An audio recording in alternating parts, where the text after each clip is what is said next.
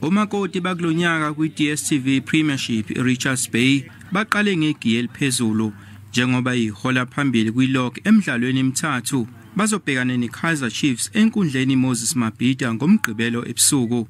Mandates ayikaze yaphuma imandates esihamba nowina iLeague kodwa ngama resources ewodwa lokho kuthatshela ukuthi leli qembu bekufanele liwine iLeague la season. Umuntu engabonga uchairman abonge nemanagement sibonga ama supporters ngayo yonke support.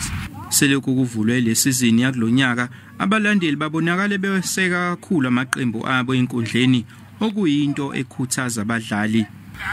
Kuzobalula kodwa thina si ready njenge benjilo kwaqala ukuthi team ready and nawe ezobona ukuthi amajita happy kahle kwa and into right le for team ukuthi kube happy. Can promise them the 3 points. Obviously the 3 points.